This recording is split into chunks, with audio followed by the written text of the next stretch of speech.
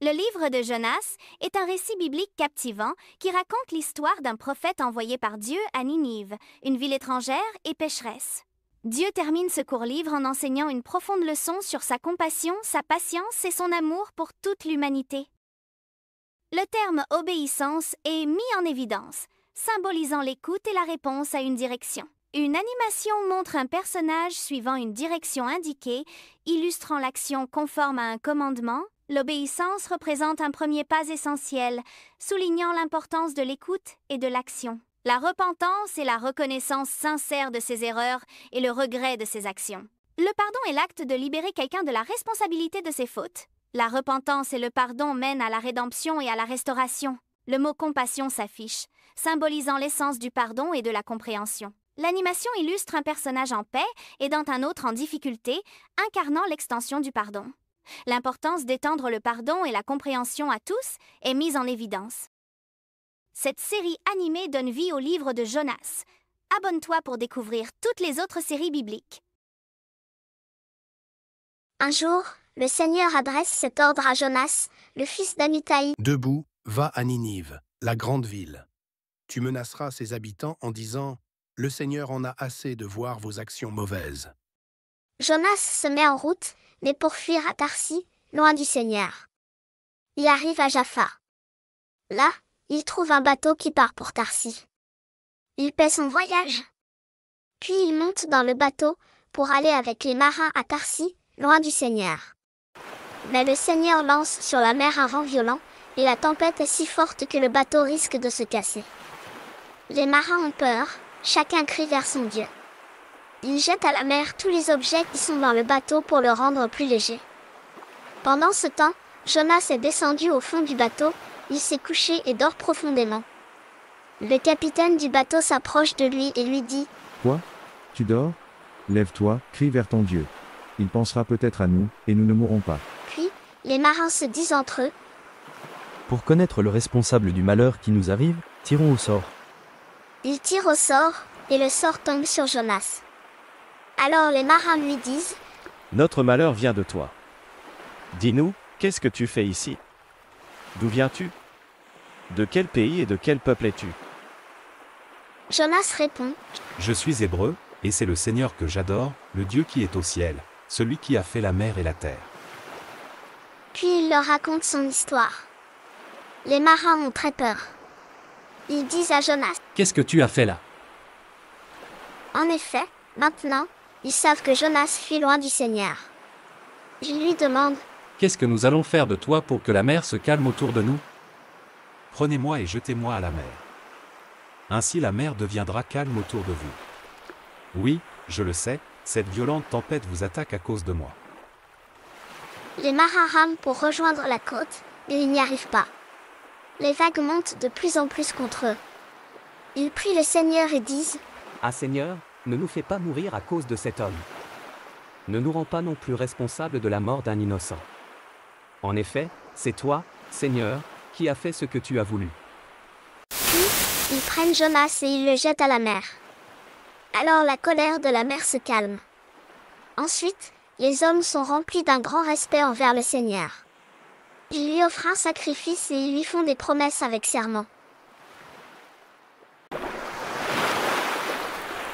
Le Seigneur envoie un grand poisson pour avaler Jonas.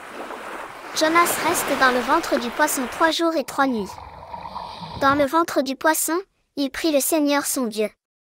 Il dit « Je suis très malheureux. Alors je crie vers toi Seigneur. Et tu me réponds.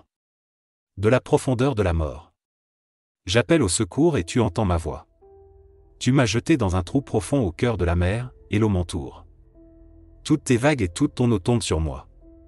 Et moi, je dis, tu m'as chassé loin de tes yeux. Pourtant, je veux revoir ton temple saint. L'eau m'arrive jusqu'au cou. La mer m'entoure. Des herbes s'enroulent autour de ma tête. Je suis descendu jusqu'au pied des montagnes. Je suis dans le monde des morts, et les portes sont fermées à clé derrière moi, pour toujours. Mais toi, Seigneur mon Dieu, tu me fais remonter vivant de ce trou. Seigneur mon Dieu, je vais bientôt mourir. Alors je me souviens de toi, Seigneur, et ma prière monte près de toi dans ton temple saint. Ceux qui adorent les faux dieux n'ont aucune chance d'être sauvés.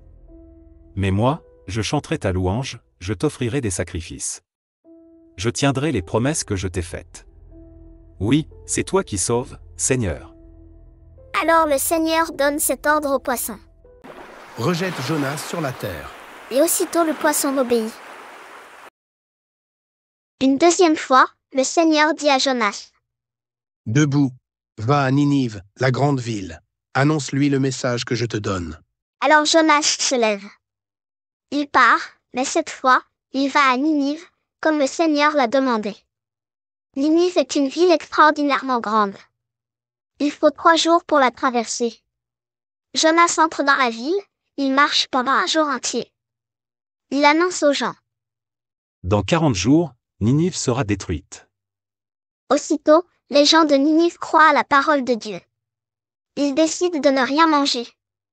Tous mettent des habits de deuil, les riches comme les pauvres. Le roi de Ninive apprend la nouvelle. Il se lève de son siège. Il enlève son habit royal, il met un habit de deuil, et s'assoit sur de la cendre. Puis le roi et ses ministres donnent cet ordre. Criez dans la ville ces paroles. Il est interdit aux habitants et aux bêtes, bœufs, moutons et chèvres, de manger et de boire. Tout le monde doit mettre des habits de deuil, les gens et les bêtes. Chacun doit crier vers Dieu de toutes ses forces. Chacun doit abandonner sa mauvaise conduite et arrêter les actions violentes qu'il fait. Qui sait? Dieu changera peut-être d'avis. Il abandonnera sa colère contre nous, et nous ne mourrons pas. Dieu voit leurs efforts pour abandonner leur mauvaise conduite. Il change d'avis. Il regrette le mal qu'il voulait leur faire, et il ne le fait pas. Jonas n'est pas content du tout, vraiment pas du tout. Il se met en colère. Il fait cette prière au Seigneur. Ah! Seigneur, je le savais bien quand j'étais encore dans mon pays. C'est pourquoi je me suis dépêché de fuir à Tarsis. Je le savais bien, tu es plein de tendresse et de pitié, patient, plein d'amour, et tu regrettes tes menaces. Maintenant, Seigneur, laisse-moi mourir. Oui, je préfère la mort à la vie. Le Seigneur répond à Jonas. Est-ce que tu as raison de te mettre en colère? Jonas sort de la ville et il s'arrête à l'est de Ninive. Là, il se construit un abri et s'assoit dessous, à l'ombre. Il veut voir ce qui va se passer dans la ville. Alors le Seigneur Dieu fait pousser une plante au-dessus de Jonas. De cette façon, il aura de l'ombre et sera guéri de sa mauvaise humeur. Jonas est rempli de joie à cause de la plante.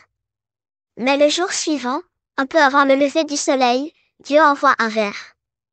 Le ver pique la plante, et la plante sèche. Puis, quand le soleil se lève, Dieu envoie de l'étain vent brûlant. Le soleil tape sur la tête de Jonas. Il va bientôt s'évanouir. Alors il souhaite la mort et dit. Je préfère la mort à la vie. Dieu demande à Jonas.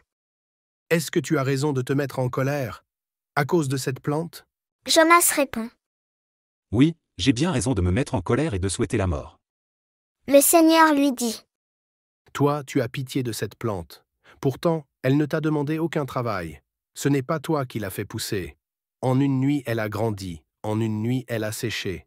À Ninive, il y a plus de 120 000 habitants qui ne savent pas ce qui est bon pour eux. Il y a aussi beaucoup d'animaux. Alors, est-ce que je ne peux pas, moi, avoir pitié de cette grande ville de Ninive?